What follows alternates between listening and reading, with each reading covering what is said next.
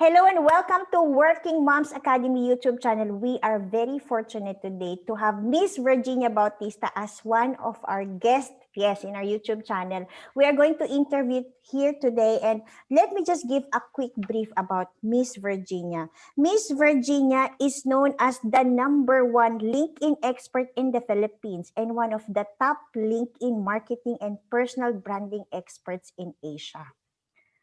Her mission is to help others build a strong LinkedIn presence so you can be found for your expertise, be remembered for your stories, and be recognized for what you stand for. Thank you, Miss V. Miss V is also my LinkedIn coach. I am actually very successful in LinkedIn. It's all because of Miss Virginia Bautista. That's why I'm very blessed to have her. Thank you, Miss V, Thank you. for saying yes to this. Thank you so much, Wanda. I'm really excited. Ako din. Thank Okay, you. let's start with the first question because really this is all Mhm. about, understanding mompreneur stories so that other moms could be inspired, empowered by your story. Can you just give us a brief background? What were you before you start VB Consulting or before you become a LinkedIn Before, personal branding strategist? so my old self. I call it my old self. Ah, wow.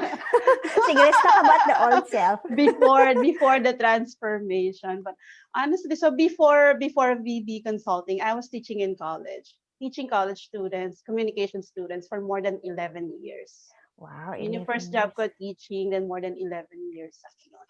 And then after that, I left teaching in 2010 and I jumped into full-time freelancing. So nag-freelancing ako from home 2010. Freelance writer and editor ako back then. And then a lot of things happened. And then in 2017, 2014, I became active on LinkedIn, 2016, ganyan. And 2017, I had my first client even before I had VB Consulting. So may client na ako, sabi ko, I don't know how to do this. I had no idea. I didn't even plan na I didn't say to myself I'll be an entrepreneur. Kasi hindi naman, wala sa isip ko yun. But I knew I didn't want to be employed anymore. When I left the academe, when I left that in 2010, I already knew that I didn't want to go back. That's So a that very was brave my old self. decision. It's a big decision. Back then, I had 3 kids. And di ba, at work, when you're resigning and you've been there for 11 years, medyo established ka na. So when I was resigning, everyone was asking me, Ma'am Virgie, tawag nila sa akin. Ma'am Virgie, why are you resigning? Are you going abroad? Yun lagi yung thinking, like, if you're resigning, it must be for something bigger, something better, something that can help you earn more. So, ang tendency is, ma, mag-abroad ka ba? Sabi ko, hindi, sa bahay lang ako, I'm going to work from home. Sabi nila, ay, sayang naman. Sabi nila ganun. I don't know why, sayang. But back then, to say when you work from home, they think that it's not a real job. That's how they saw it at that time. So they thought, why would you risk? You have 3 kids, it's stable here, you have security, quote unquote. So, but I made that decision. I had to go. I think that's one of the biggest challenges of every person. You have this very stable Mhm. job which pays you monthly, and then leaving that behind for something that you want to do is, a very big decision to make.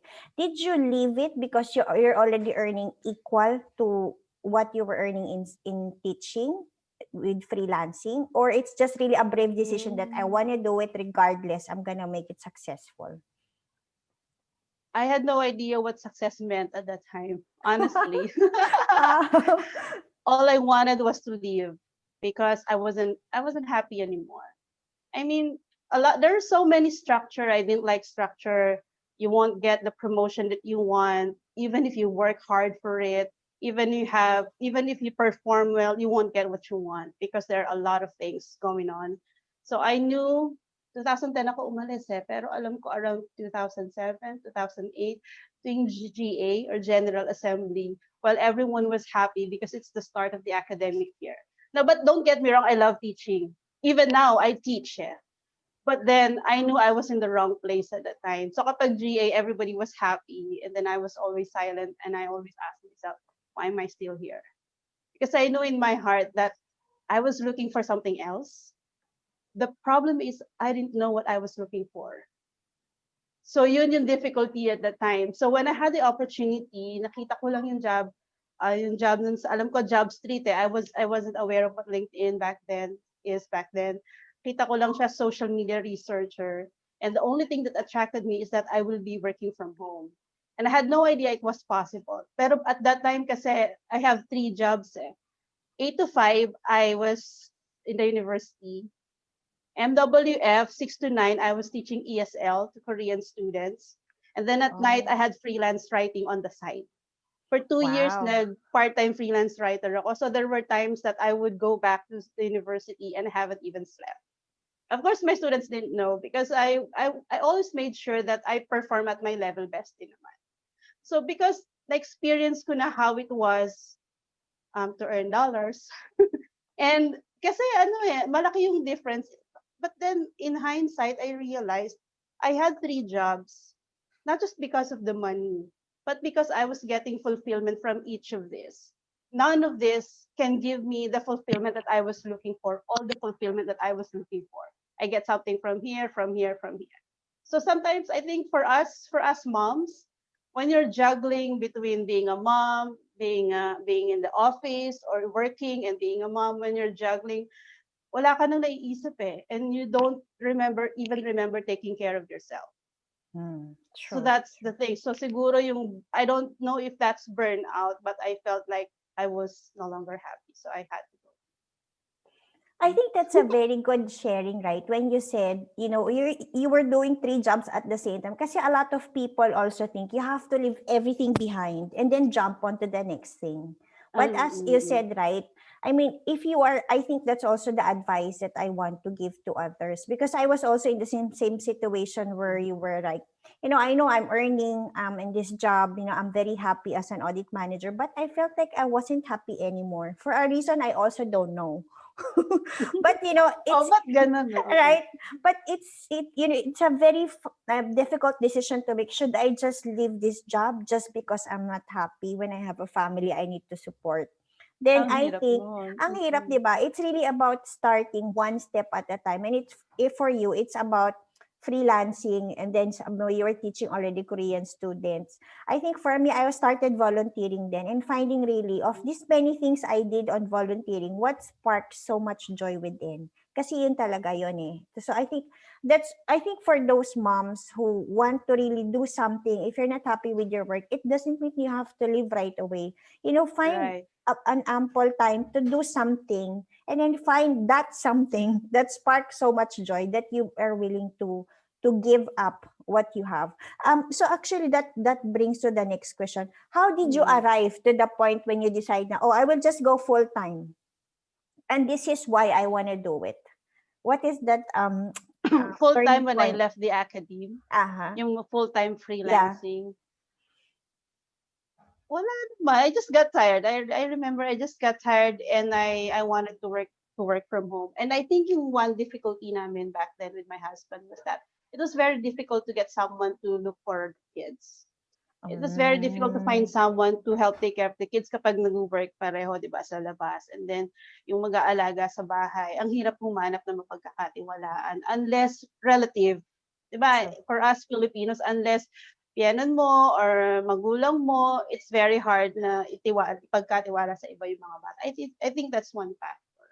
So I just really wanted to stay with my kids. But I was not thinking about VB consulting back then. Naisip ko lang yung VB consulting. I didn't even have a name eh. In 2017, I had this book. Eto nandito siya. The Pledge, Your Master Plan to for an Abundant Life. Puro planning yung nasa book. How do you make it happen? And I told myself, in 3 years, sana meron ako sarili. Ang goal ko na, but at the back of my mind, how is it gonna happen? I don't even have an idea paano mangyayari. And then things happen so fast. 7 months na buo yung VB Consulting. Nauna pa ako nagkaroon ng client before even having VB Consulting. So you will see na I didn't even have time to think about the name. Basta VB Consulting lang siya kasi hindi ko in-expect. I had to put something up because meron na akong clients back then. So I think tama yung sinabi mo na maraming moms na when they're tired sa job nila, they think that the solution is to leave. sometimes the solution is not to leave, because even if you leave, but you don't know exactly why you're leaving, you don't know sa pupuntahan mo, ganun ka pa rin eh. Ganun ka pa rin, meaning you're still not happy. And personally, what I thought is that it's really a mindset shift. So even if you have, even if you leave, pero you have the same mindset. For example, even if having abundance mindset, meron kang scarcity mindset, or if instead of being grateful all the time, you always complain and look for the negativity, yung same mindset pa rin, hindi mo mahahanap. So yung if you volunteer, diba say nag-volunteer ka, do a lot of things until you find that sweet spot. What is it that you really love doing, that you're really passionate about, and that people will be willing to pay you for doing that? Find that sweet spot. It's not easy, pero you have to take chances. True. So for you, parang it's like also not sudden, right? Kasi from 2010 and then VB Consulting was born in 2017, right? You said. So it's like 7 years Mm-mm. also as you keep on evolving, right? I mean, yun din yung struggle Mm-hmm. of other mothers, they start a business or they do something, it's not succeeding, then they totally stop. They just easily give up. And as you said, and I remember interviewing also mommy, and she failed in 20 businesses, and she said, it's evolving over time how you reinvent yourself until you find your ikigai and that sweet spot Right, as you call it. right, right. Siguro if you can just share, what's the biggest challenge of shifting, I know, from being a mompreneur, from being employed? What are those biggest challenges that you face? It's so sad when you're building your own. It's sad. I mean, personally, you're happy because you love what you're doing. Pero if it's just love, if there's no strategy, there's no plan, you plan ahead, you can always fail eh. And failing so many times, tapos habang nagtatry ka, because dahil umalis ka dun sa dati, you want to make sure that you succeed. Diba yung ganun eh? You want to make sure that you succeed because you don't want to go back. There was a time in sa akin noon, kasi na-surgery pa ako noon eh. So nung nagpa-surgery ako, I had to stop working. So yung lahat ng clients ko na stop, nag-start kami ulit sa simula. So parang, ang hirap. There were times na while my family is sleeping, talagang I was awake the whole night. But I was thinking, I have to get through this. Kasi there's no going back. So sabi ko, may post akong ganun eh, na I think it's easier to just go back. Then sabi rin ng husband ko, why not just, get a job? And that will solve everything. You know, ang dali lang naman kasi eh, pero when you know really what's in your heart, you really want to work for it. Yun. So, mahirap din. It's sad because you're building. Pero once na-build mo na, it's priceless. Priceless. Thank you for sharing that. I agree with you. I think the people we love, like our husbands, our mothers, Oo. our immediate family members, when they see us suffering already, I remember when I was, when I left corporate, sabi ko to my husband, I really want to become a housewife. But then when I became a Oo. housewife, I was really like, this is not for me. so, so they May were ganong like, moment ka din, di ba? oh Oo. my God, I wish it, but this is not for me. So then I started nga doing training and coaching. And then at some point, of course, as you're still building yourself, right? I remember, when I Mm-mm. approach companies, and then I'll just tell my husband some stories that, people are questioning my ability to speak when I'm an accountant. So they cannot, sink in their mind, how can an accountant be a speaker? So and out of his frustration, he will just say, just go back to work if this frustrates you Oh, already. di ba? Oo. And I think it's not because they don't want to support us, but they don't want to see us in pain. True. Initially I was having this victim drama of you're not supporting me. But then nga, I think from another perspective, when our loved ones Mhm. see us suffer, they want us to take the easy path The of easy life, route. Oo. which is, oh, go back Right. to job na lang, then that way you'll be more Oo. secure. But I love what you said, building is Mm-mm. is not an easy task, but once you get It's there, not. Mhm. it's really continuous. So it's like, I think also that's my advice. When I was starting to jump from being, telling that I'm an accountant, but I'm now a Mhm. speaker and a trainer. I mean, when I speak that language, people, raise their eyebrows. Mhm. They don't even get my CV, Because they cannot understand the shift. But I think the good news also is that you just keep on pursuing. For me, until I found government, they have these accreditations first before they took you in. So that gave me a chance to even prove myself. As you know, I don't speak as an accountant, but I speak from my experience, which nobody else can give. So yung unique experience talaga, and I think the heart and the love for what you do will always help you shine, right? Right. Thank you for sharing. Okay, now let's go now to your business. you know, I and Uh-uh. a lot of people I also say the problem with mothers, there's no other person who can replace your role as a wife and as a Mhm. mother and also the business owner, right? So how do you really juggle motherhood and business? Do you have some work? I mean, do you have some support at home? Do you have a helper? How did you do it? I mean, without help also. Wow. I think the real secret is having full support of the family. We can't do it alone. No? So ako, I can't say I'm juggling because hindi ako nagja-juggle mag-isa. I have my husband, I have my kids, grown-up kids, helping us in the house. So very helpful. Nung maliliit, very difficult. There was even a time I was working, tapos nasa kabilang kwarto yung baby, maliit pa nun. Tapos biglang may tumunog dun sa kwarto, takbo ako doon, what happened? Yung mga ganong moment when they're small, when they're sick, very difficult to work. But I think if you really want to succeed at what you do, you have to get the buy-in of your family. You can't do it on your own. Tas hayaan mo na lang sila na they don't understand what you're doing. They know what I'm doing. They even know the name of my clients. Eh. Like if I have a meeting, or is that they know who I'm talking to, because business for me is personal, and kids know what I'm doing and they understand. Without the buy-in and without the support of your family, it's very hard. So I can't say I'm juggling. I'm not doing it alone. It's always with my family, and for that I'm really, really I think that's a very good word. Buy in. I think I'll say buy in from within the family. I also do yeah. that. I mean, I agree with you. I think if you have that conversation with your family, why you do what you do. So I always tell my Mm, kids, sometimes I tell them, I think mommy's tired already of building this. It's too big for me to do. And then my daughter, my eldest will say, mommy, I think there's no other person in the world who will think of helping other mothers because it's a very big task. So do it. wow. So she's like, do it, mom. Right.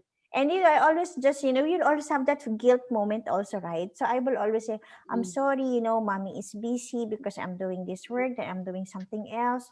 So, you always just feel the guilt of not giving them time. But I think the good thing about kids, they understand. Once they they understand. understand why you do, then they say, mommy, we know you're here. That's the most important thing. So True. juggling really is about, I think, buying from within. And in the house also, we have escalation levels. Like May ganun din. we have escalation. Like if something's like if there's an assignment in math, if I cannot answer, it has to go to Mm. daddy. Or if I'm in a or if I'm in a meeting like this, then I always have to say, oh, stay in the room. Or if there's something you need, don't go to me, just go to True. daddy first. So I think Mm. it's really not juggling, not you, but the family together working it all out. That's very nice. Yeah, Thank you making it for work sharing. with them. Yeah, true. But I And I think think also, ah, sige, ang question naman ng iba dyan is, what if your kids are small? Actually, even if they're small, as long as they already understand, you really have to explain even in their terms. Eh. 3 years old, 4 years old, you have to explain in a language that they will understand what you're doing right now. For example, why am I speaking in front of my laptop and that? When they support you, when they understand what you're doing, and they know that when you're not busy, also spend time with them. I call them my stakeholders eh. Kasi in business, di ba, meron kang stakeholders, meron kang board, ganyan.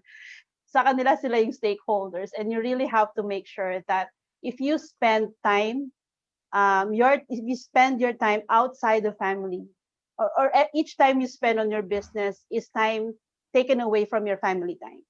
So have to make sure that you're not wasting your time. Ganun lagi yung mindset ko eh. Hindi ako pwedeng magsayang ng oras dito, nagsusurf-surf lang ganyan, and I'm not productive and all. If if ganun lang yung gagawin ko, I might as well spend time with them. So each minute that I spend working on the business, working on my own, marketing and branding, it's a minute spent without them. So quality time yun, I have to make sure na it's it will also work for me, so it works for them as well. Parang ganun, win-win lang din naman. Pero alam ko sa mga moms, it's not easy. Especially, di ba, pag yung mga moms, they're doing a lot, and if their husband doesn't understand and doesn't support, siguro tingin nila na hindi sila sinusupport. Pero sabi mo nga, it's probably because they don't understand exactly what they're doing. So get the buy-in of everyone in the house. Very important. True. I think from beginning, a lot of family members wouldn't understand the shift. And when they start to see you finding it difficult, yun talaga, balik ka na lang, just work again. But for the kids, I think my kids has always been my cheerleader. And even they were younger, you're right, 3 or 4 years old, I used to bring them with me. So when I have client meetings, we only have a strategy. I will have a bag of pens and papers or coloring, whatever. So we'll have two tables. They'll be on a table near me. And then I'll be in the table with my client, and I said, for those who are very quiet, mommy will have a reward and we'll have a very nice time after this, like that. Or when I did my volunteering activity back then, I always bring them with me also. So when I was teaching, they will just be, in the blackboard, just drawing something. But I think it's them appreciating also what you're doing. So bring them with you. I think that's what I want to also advise. If you can bring them with you, not only in the mind of what you're doing, but in what you really do, then they will tend to understand it as well. That's a very nice one. But also, can you share what are the other challenges that you face and how did you overcome it? I mean, other than, you said building already, it's kind of difficult. What are the other challenges that you faced? Before VB Consulting, kasi ganito. So I left the academic 2010. Freelance writer and editor ako. As a freelancer, life is like, ngayon may client ka, tomorrow you never know. Baka wala na, di ba? Ganyan yung freelancer. And there was a time, 2016, when I reached 2006, 2010 ako nag-start. 2016, when I had clients na I'm already earning 6 figures a month. Alam ko for most freelancers, especially like in the Philippines, that could be hard, especially if it's not hindi siya long term. So when I had that regular income, pero naka-time tracker ako nun kasi I was a freelancer. So imagine mo yung 40 hours a week. I know that financially, it has helped my family. Na naging financially stable kami noon. Wala pang VB Consulting noon. Pero that was the time I was working with that company. So I was earning that. Pero that time, I remember, I think I mentioned this in one of my posts, I didn't expect that morning that the company will terminate me. So sa email niya, sabi niya, I had a choice. Either I left after 3 months because of the notice, di ba meron munang notice, leave in 3 months so I can still work for 3 months with pay, or leave in 3 days. And at that time, Friday yun eh. So 3 days, for me, it's like Saturday, Sunday, okay, Monday, wala na akong work. So sa isip ko, how will I explain this to my family when the majority of my income is from that work? But so nag-isip ako noon, so pag mawawala yung majority ng income. And that's the reason why I'm working at that time. So I have to decide, ano ba to, 3 days ba or 3 months? 3 months, may time pa ako para to find another one, di ba? Pero sabi ko, ayoko na talaga. I think, I'm okay with 3 days. So nag-reply ako sa email, I'm ready to move on. At that time, malakas yung loob ko. There was no other job waiting for me. But I think I had that courage because nag-start na akong mag-build ng presence sa LinkedIn at that time.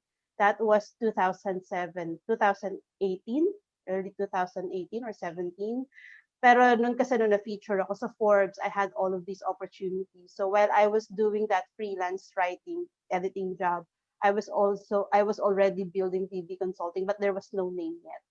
I was just doing it on the side. So nung nawala yung income na yon, hindi ako hindi naman sobrang walang takot, but I think I had the courage. May fear, yes, but I had the courage that I know I will find other opportunities. So, yun yung like kong sinasabi na sometimes ang moms kasi when you're working, you're busy, naubos yung oras mo sa work mo, tapos sa family, so ubos na yung 24 hours mo. At the end of the day, you forgot na meron ka palang sarili. Yung when you forgot yourself. So yung lagi kong sinasabi, even if you're busy at work, busy with family, don't forget that you have yourself to take care of. So mag-build ka rin sa sarili mo. Whether nasa corporate job ka, nasa freelancing ka, nasa consulting ka, all of these things can be taken away anytime. But there's one thing that no one can take away from you, which is number one, your confidence, and number two, your skills. So while someone else is paying you to do something, while employed ka, very important na nag-invest ka talaga sa sarili mo. Invest, invest, invest, because no one can take that away from you. Yung confidence na magigain mo, no one can take that away from you. But that's very hard to get. Ang hirap makuha ng confidence. Pag nakuha mo yan, alagaan mo. Because that confidence will bring you to the next level. It doesn't matter may pera ka or wala ka. Pag may confidence ka, you can get everything you want. So yun.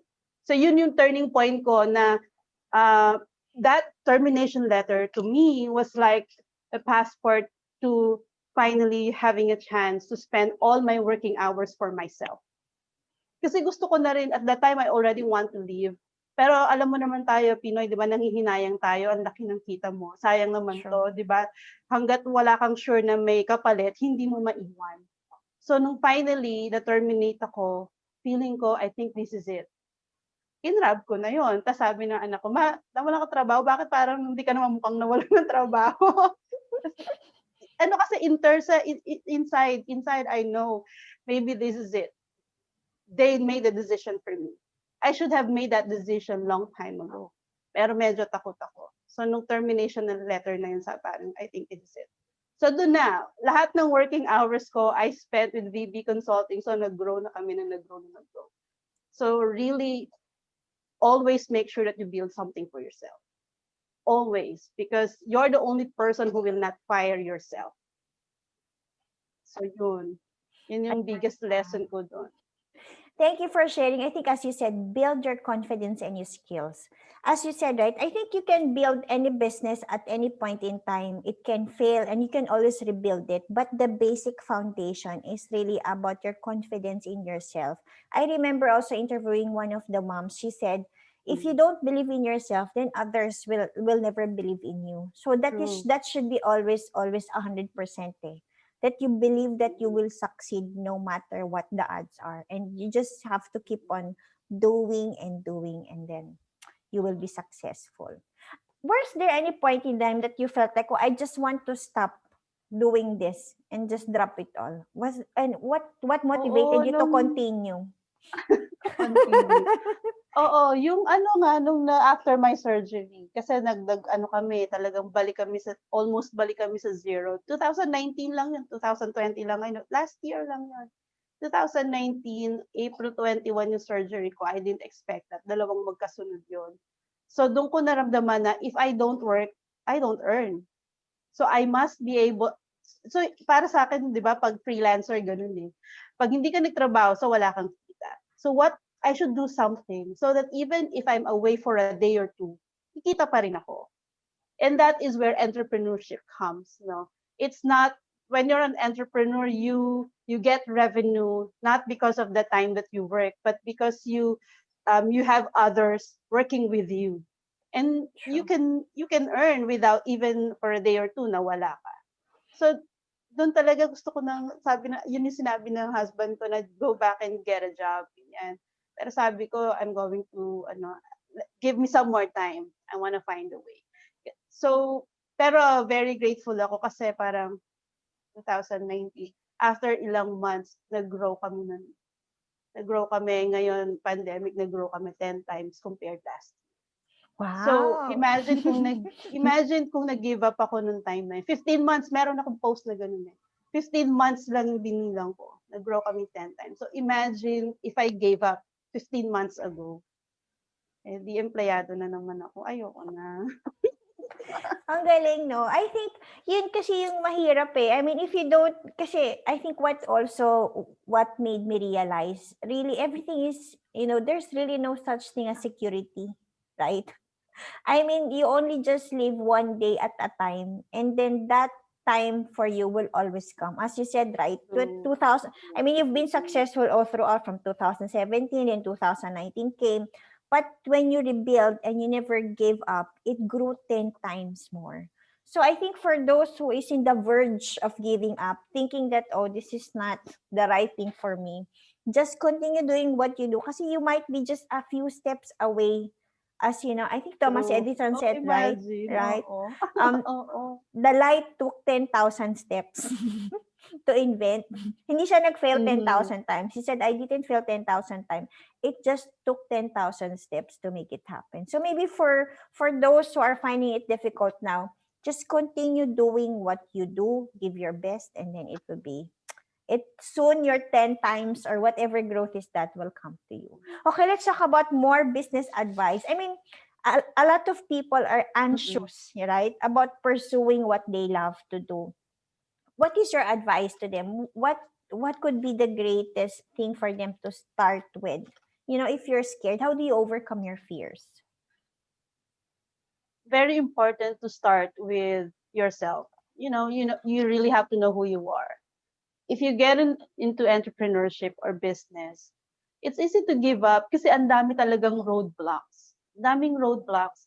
And when you're not sure of what you're doing, when you're not passionate about it, yung passionate, it means even if it hurts, you're still going to do it. Even if it makes you cry, it makes you stay up late at night, you don't get sleep, you will still have to do it.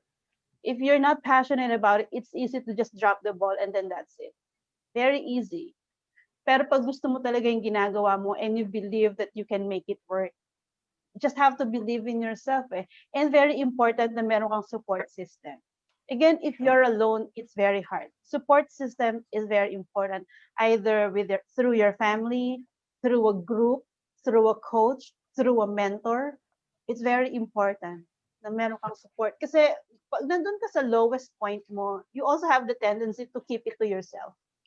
True. Mm. Mostly, especially for moms kasi 'di ba, tayo ang dami nating iniisip and sometimes we don't want to show people na we're failing or we don't know what to do. But honestly, you need a support system eh. So dapat very sure ka, number one, you're passionate about what you're doing. It sounds like a cliche because there's a reason it is a cliche because it is true. You can't really succeed if you're just thinking about money. But if you really love what you do, money will come for sure. But of True. course, kailangan laktawan mo na muna yung mga roadblocks. Wala namang easy money eh. If it's easy money, it's scam. True. Wala, 'di ba? Pero you should always be up for something long term. What can you do now that will give you long term result? It's Mm. not just that okay, I need to earn right now. Hindi lang ganun, but what can you do now? Like investing in yourself, investing in your business, building your skills, so that long term, looking at it, 6 months, 1 year, 3 years, alam mo you're strong. Kasi, I don't know, sometimes na iniisip ko I'm not meant for entrepreneurship. But I know I'm not employable. So I'm in the middle. That's Basta good, iniisip right? ko, I'm happy with what I do. It doesn't Mm. matter what it is called. What's important is that I'm happy with it. My family supports me for it. And I am much better off compared with my old self in terms of mindset, in terms of how I see life, in terms of how I am able to help others. Yun din, Mm. very important. Hindi lang puro sa sarili.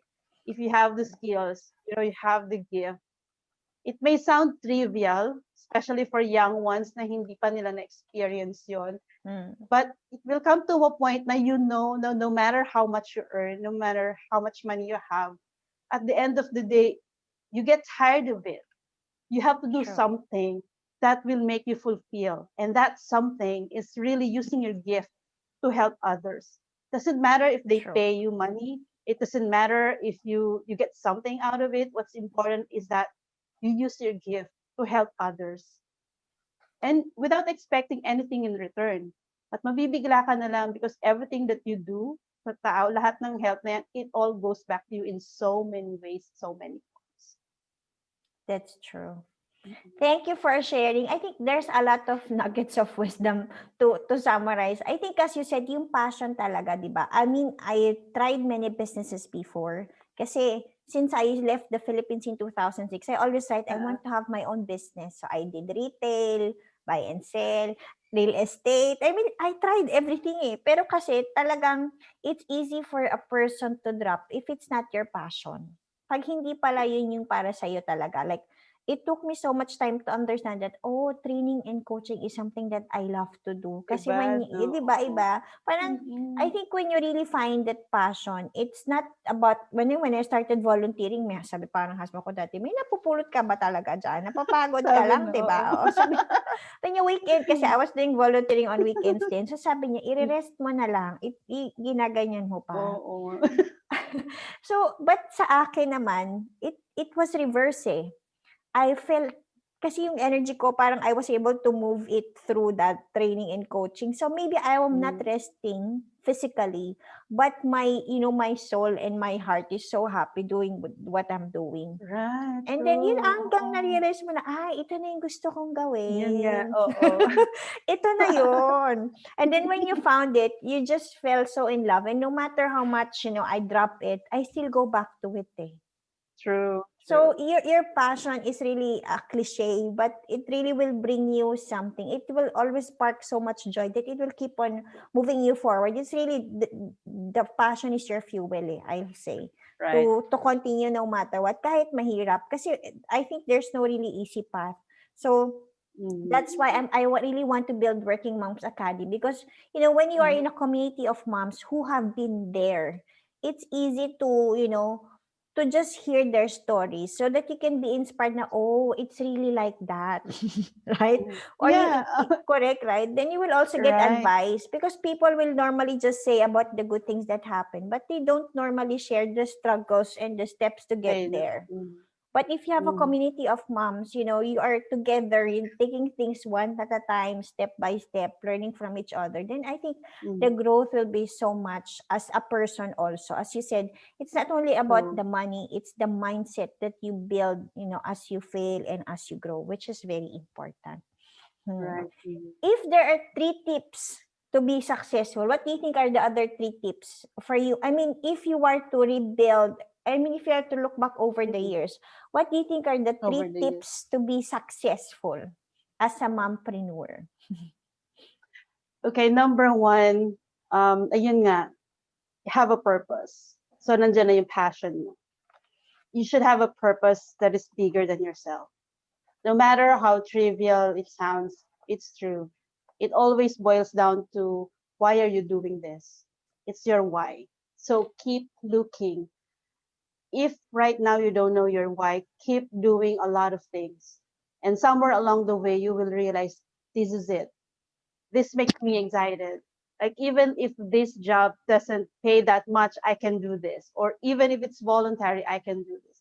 Then along the way, once you find that purpose, along the way you will see there must be a way to monetize this, because at the end of the day you want to combine your passion and earning something from it, because for your stakeholders, for your family. True. So but I believe that in your journey you will eventually find the intersection yung passion and purpose mo dun sa market need.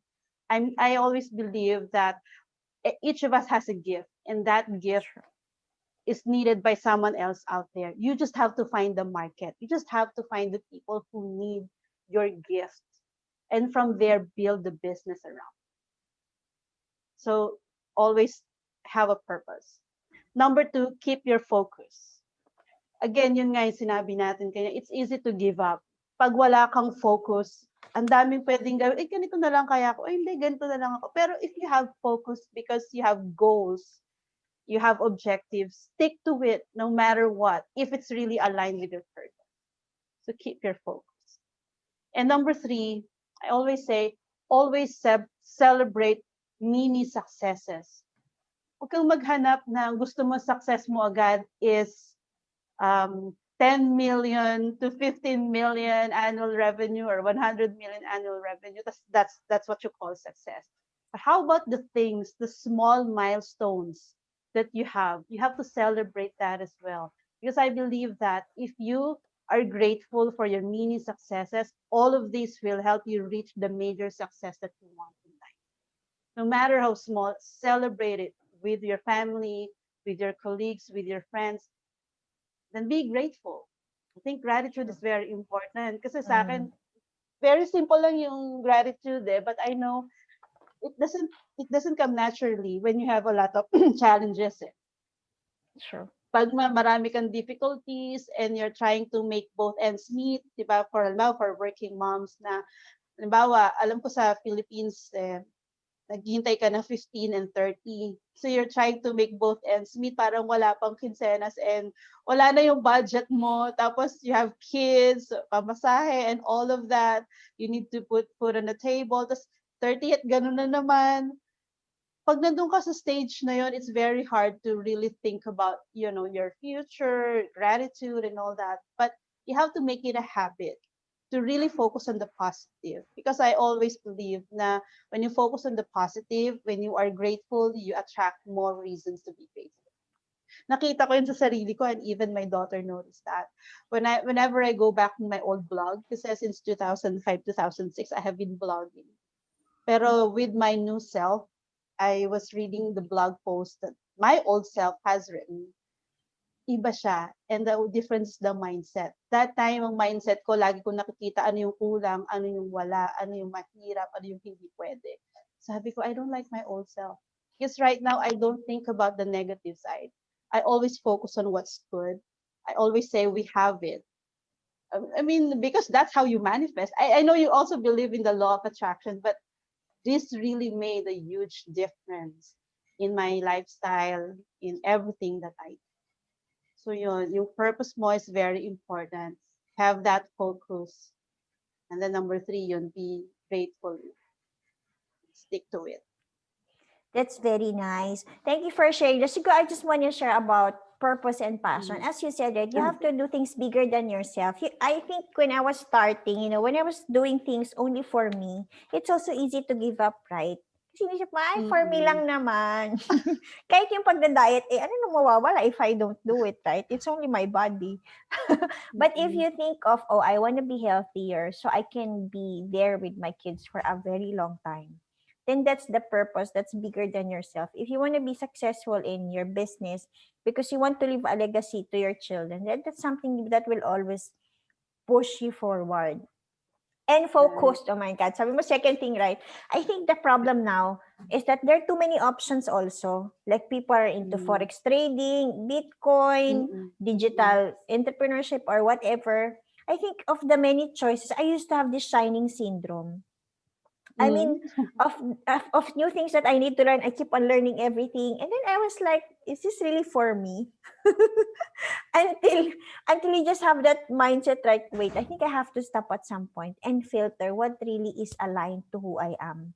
I think if you are clear of who you are and what do you want to do, then the right people will just it's easier for you to say no because you now have a focus of, oh, this forex is not for me. You might be earning millions, but this is not my calling. It's for you. So thank you. So it's easier for you to say no to the shining syndrome if you are clear Right. of who you Mm-hmm. are already. And as you said, gratitude. I love that gratitude is a doorway to grace. Right? Mm-hmm. So it doesn't True. mean that life is perfect, but it's about celebrating small things. Ako, I stopped doing to-do list already. I only have accomplishment list. Kasi I mean, to-do Mm, list that's gives nice. me a lot of problems. I mean, of the things I have to do, parang nararattle ako, oh my Overwhelmed ka God. na. O, tapos if I don't tick it, you even feel guilty of, oh, I did not do Mm. enough today. So, so for me, I think when I became a housewife, that is when I realized I need to stop doing to-do list and start making accomplishment lists. So, I just list, I wash the dishes. I mean, that's a big accomplishment. I did that. Mhm. I folded the clothes. And there Right. was like, oh, I did so many things because when I left corporate, I was like, I felt like I did not accomplish anything, but I did so much. Oo, 'di ba? Yung 'Di gano'ng ba? feeling, right? Kasi parang Mhm. ang hirap pala talaga maging housewife because I always have that help. But doing it on my own, talagang it was really a struggle for me. But when I started to list, oh, I did the laundry, I cook, I wash, Sometimes I count pa how many times I wash the dishes. Kasi 3 times ka nag-wash the Oo dishes. nga din. And if they have Uh-huh. snacks, di ba? I mean, the kids keep on eating. So how many times you have to wash and cook? If you count that, then you'll say, oh, this is where my time went. True. So I think, Add ko lang din, sige. kasi I'm also in my journey right now tong entrepreneurship. And this year, one of the things I've learned is that, di ba I mentioned kanina, this year compared to 2019, we grow 10 times. 10 times siya. Nag-grow din yung team. Pero, mami yung clients namin. But then I know in my heart that there are some of them that I don't feel like working with. Kasi marami akong clients na dumating. Kasi ako kasi LinkedIn inbound leads lahat. Hindi ako nag-outbound. When you're clear about your values, when you're clear about your purpose, and you know you know where you want to go, it's easy for you to see something is wrong. So for me, ang ginawa ko noon, I felt like naging ano na ako, naging mas ano na ako, selective na ako. I have so many leads coming in.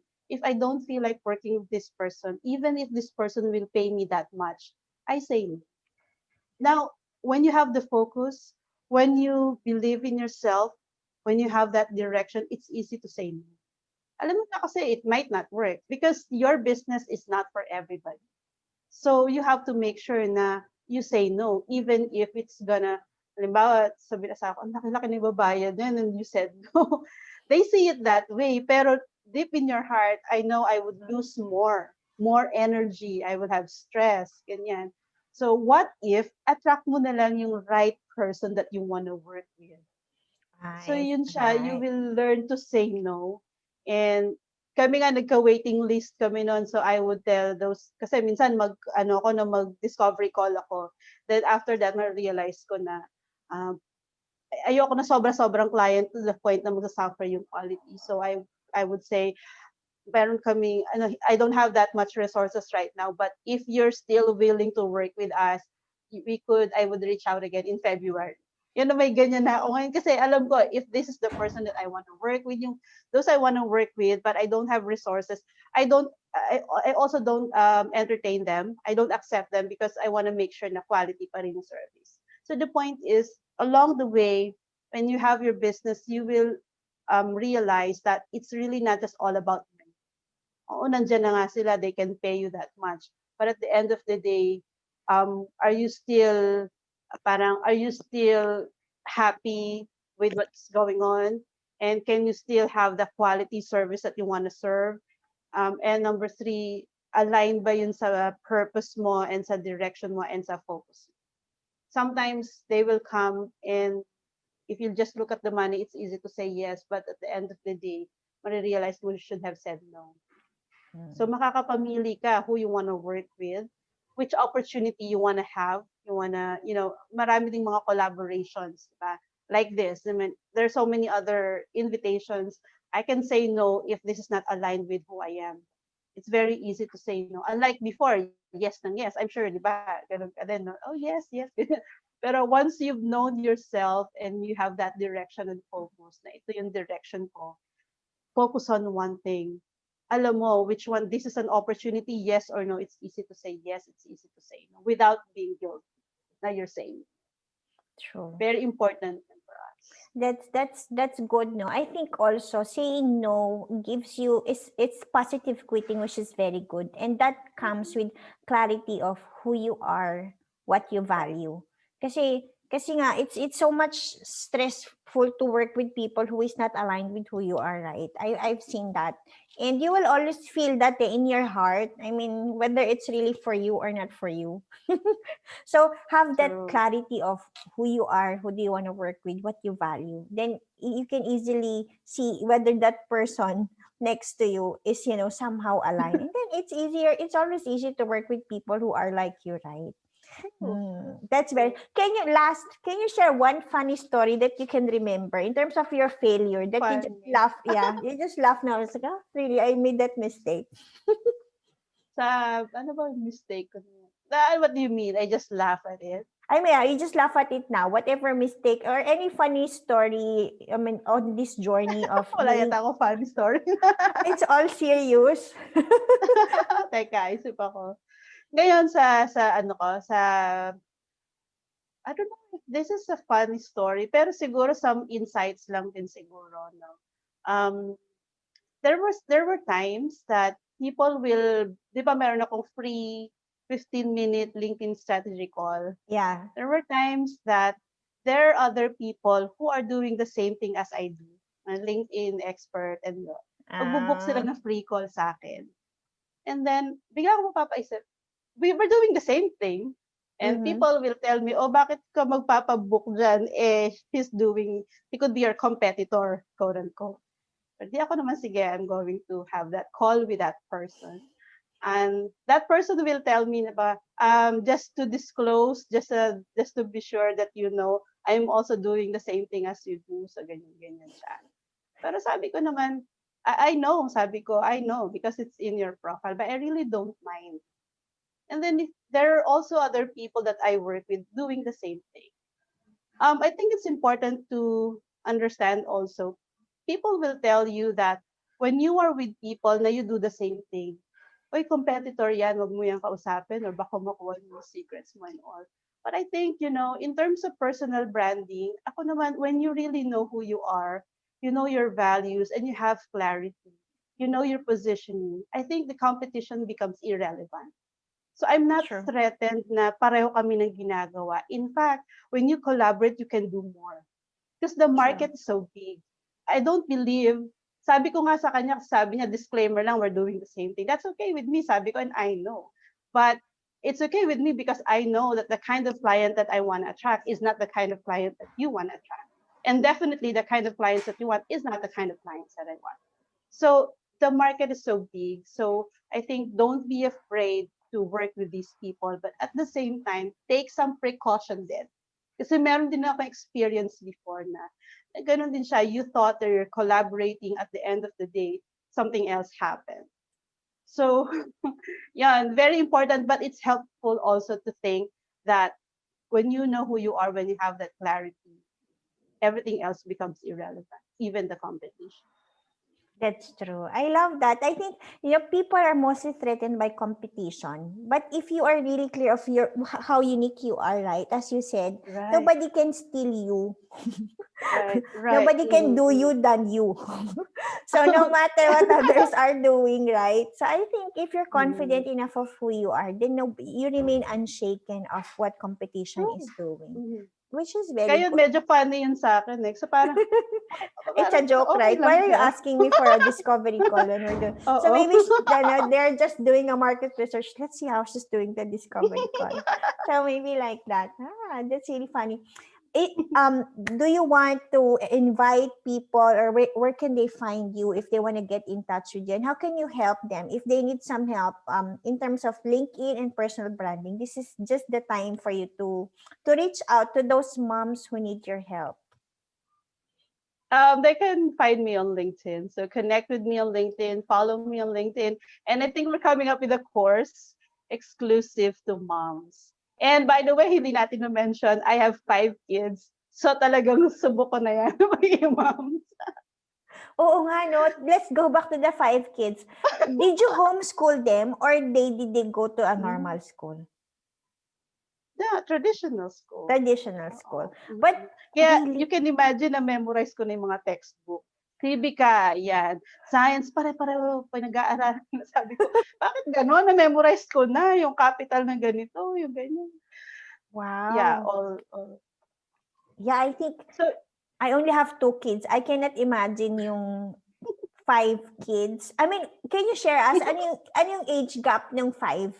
So at least we'll have idea. my eldest is 22, Okay. 22, then 19, and Okay. then 14, and then Okay. 10, Ah. and then 6.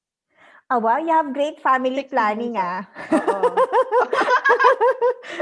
You know what? When people ask me how many kids do they have, and I say 5, lagi silang nasa-shock. Huh?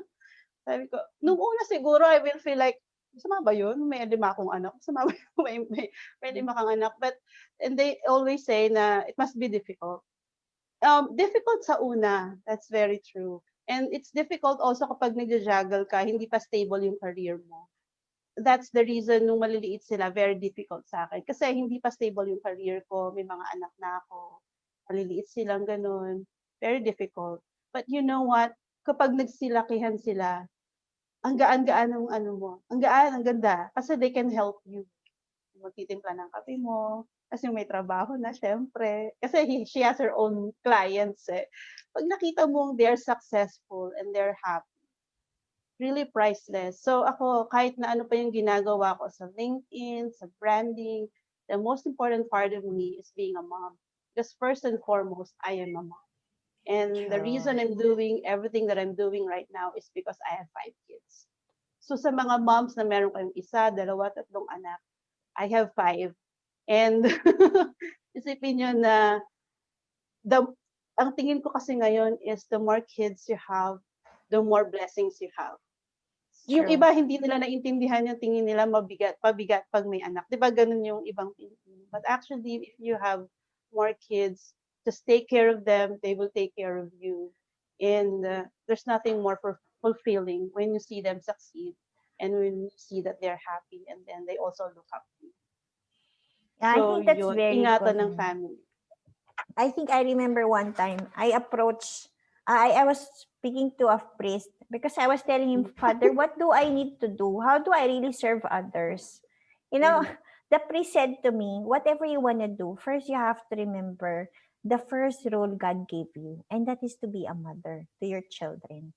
So that is something that you need to always protect.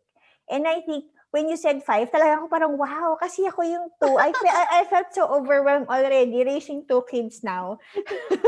So, I cannot imagine talaga yung journey mo na with 5 kids. But I think I would like to really, really thank you for this time. I think every mother, kasi I think you just need to see and hear another person's story and say, if she can do it, I can do it too.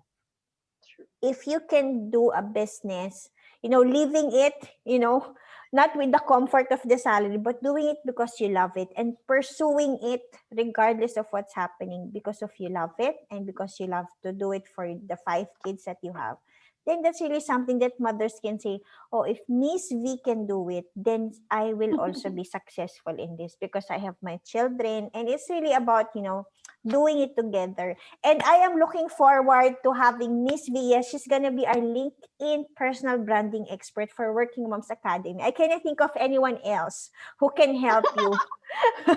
Because I think, I think some moms are also afraid to share on LinkedIn to say that they're a mother. Because, some corporates Uh, have the connotation of you're a mother. I remember, my promotion was delayed. My mhm. boss told me, I never knew you wanted I asked my boss, how come I'm not getting the promotion? Because other people Uh-huh. who I felt that I was more entitled to. So I asked my Uh-huh. boss that time, why am I not getting promoted? What do I need to do to get promoted? And he told me, I never thought you wanted kids. I never thought you want to be a manager because you have kids. Ay, So I was like, oh. Then I said, really? yeah, so some, and I think there's a TV Mhm. show in Netflix, right? The series Working Moms. It's a very good series that talks about really, the transition, when those, high performing women started to have kids. They start to really transition, they have that dilemma of, do I take care of my children? I do my work and still pretend I'm at the top of my game. But Uh-huh. I think it's not about losing both, but it's about doing both together. And that's why this Working Moms Academy is really about helping working moms succeed personally and professionally. We cannot always separate that, You can right? separate that. You It's cannot. a marriage. And I think if you honor that, if you believe in that, then it will be your truth.